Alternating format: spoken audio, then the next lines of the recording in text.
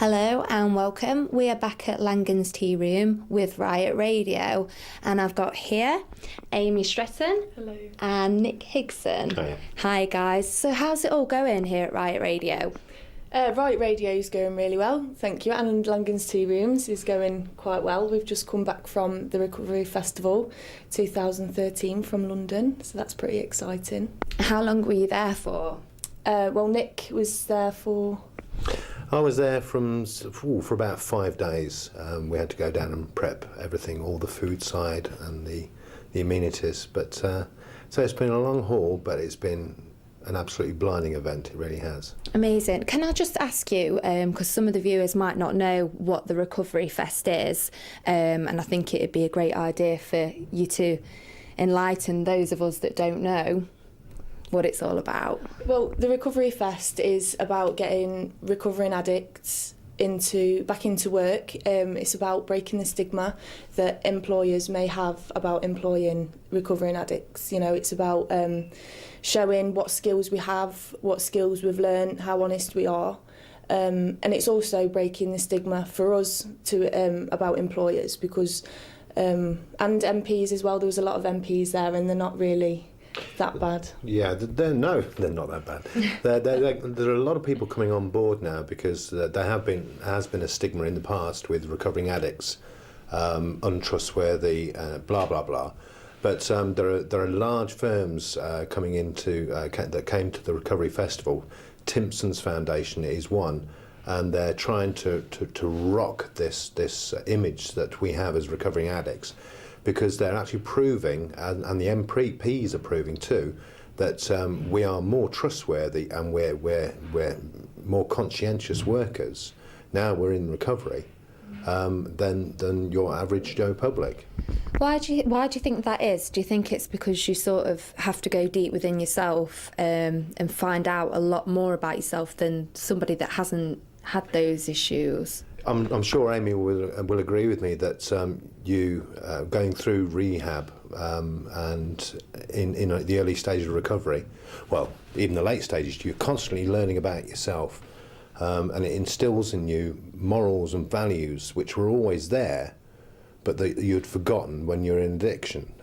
They got lost. They got lost, as we did, as a person, and that's brought to the fore. So I count my most trustworthy friends and associates as people in recovery.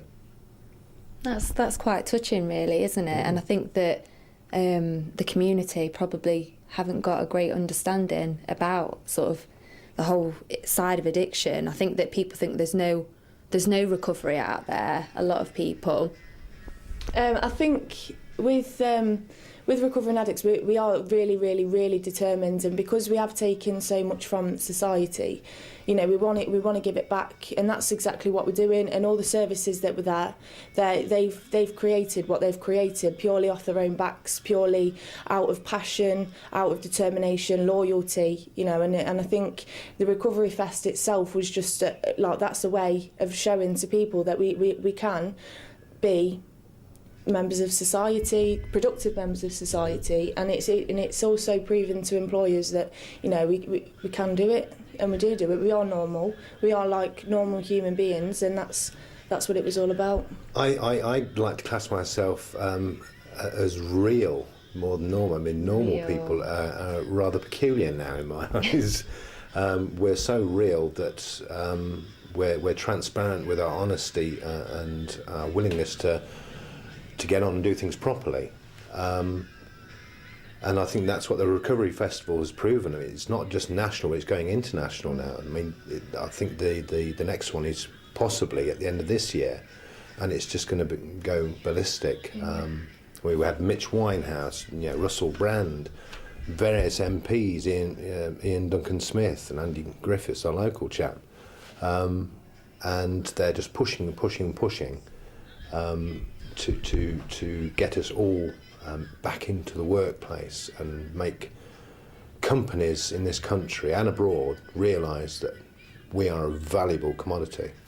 Yeah, it's quite good because you've actually came through the recovery system, and you're actually employed now, aren't you? I am indeed, yes. You're employed in Langan's Tea Rooms?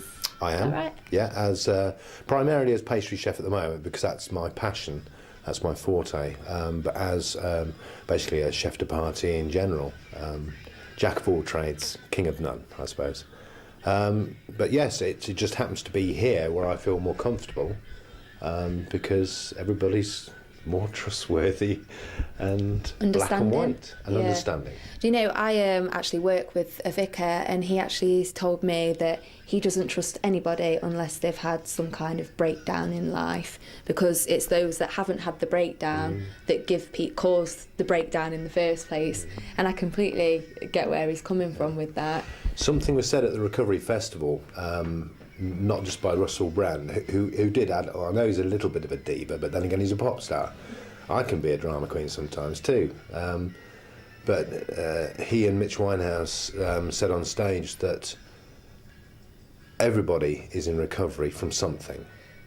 You know, and that was quite poignant. I mean, I've been attempting recovery for the last 4 years, being completely clean for the last 2. But I've never heard that. You know, everybody, even yourself, even the cameraman, God bless him, is in recovery from something, some kind of stressful situation, childhood problem, whatever. Yeah. So we're all just human, aren't we, at the end of the day? Yeah. we just found a drug or alcohol as a way of blocking it out. Other people find other ways. Yeah, definitely. What would you say were the highs and lows of the Recovery Fest? I think packing away was a low. I didn't enjoy that because it was very tiring. But the highs of it was just seeing how many services really believed in what they do. Also interviewing, interviewing the MPs about, you know, just general things and about addiction, and also young people having that. Like, you know, a couple of years ago, I think I'd even meet an MP, let alone interview one, and then wanting to come on the radio and wanting to try the cakes that Nick had made and things like that. And again, the passion that other people have got for themselves, the belief that they've got in themselves, it was really, really powerful. What did, you know, like the people that you interviewed at the festival, what were their views on Riot Radio? How did they sort of see that, what you're doing? Well, obviously, they thought it was fantastic. I didn't really get... well, apart from one, Anna Subri, she said that it's fantastic. They have got their own opinions. I mean, you'll have to ask them. I didn't really want to big Riot Radio up or anything. That wasn't what I interviewed them about. It was just a Recovery Fest. And going on to the Recovery Fest, I thought it was a fantastic idea, and it's the start of something big, and that's just the start. So next year's going to be bigger. And what's next for Riot Radio? What is next for Riot Radio? We have got loads of recordings for different services. They've invited us down to, because they have like parties and they try and get themselves out there so service users can go and contact them. So we're going to be recording loads of services. Obviously, we've got another Recovery Fest coming up soon. With going to Langan's Tea Rooms is going to be hosting the Conservative Party or a Tory party. I don't know which one to call them. MP Party. MP Party. We don't know which one. Yeah, the MP Party. Get your shovel out. Yeah, we're going to be We're going to be hosting a party for them. So Riot Radio is going to be recording them as well, and Nick will be doing the fabulous cakes. Thank you very much. Nick, what's your best cake? I'm wanting to try one. Well, I'll tell you what, you were asking Amy what her favourite part of the Recovery Festival was. I've got a couple. Well, I've got 3 actually. Actually in the conference when people were going on stage, all these different companies and MPs and pop stars, you know, seeing people becoming enlightened actually kind of, you know, it made me feel like I'd lost 4 stone. You know, I just felt a lot lighter. That was a wonderful thing to see, people's eyes being opened. The second one was I made a fantastic chocolate gâteau with Big Ben on top. I made a Big Ben out of chocolate brownies. And Andy Griffiths has today taken it into Parliament to show everybody. Oh, I didn't know that. Are they going to share it? Probably, yes, probably. But I was quite chuffed.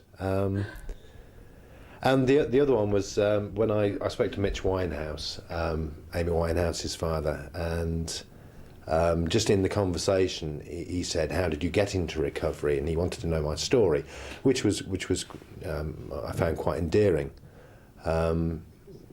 And I just happened to tell him the little story which always keeps me grounded in my recovery, and it's about a father and his little 5-year-old boy. The father's sitting at his desk doing his paperwork, and the little 5-year-old boy comes up and says, Dad, the sun's shining, I want to play football." And the dad says, "I can't, I've got all this work to do, but I'll tell you what." And he finds a map of the world on his desk and he tears it into 100 pieces, gives it to his little boy and says, "You go away, stick that back together, come back, and then we'll go out and play football." And the little boy went off, and the father wiped his brow and thought he'd got 2 or 3 hours to finish all his paperwork. And the little boy came back 5 minutes later, holds a map of the world up, absolutely perfect. And the father said, "I'm amazed, very proud of you." He said, "But how did you do it so quickly?" And he said, "Well, actually, I found a picture of a man on the back, and I put him back together, and the world just fell into place." And it gives me goosebumps now. You look after yourself and the rest of the world will just fall into place around you. You fall apart, you will fall out of recovery, then your world falls apart again. That's really really beautiful. It's quite poignant, and that's grounding to me, amongst other things. Yeah. So. Well, guys, it's been absolutely brilliant talking to you both, and I wish you all the luck in the future with yourselves and with Riot Radio, and I assume there's only going to be better and bigger things to come and new experiences. Absolutely. Thank you very much. Thank you. Cheers, guys. Thank you.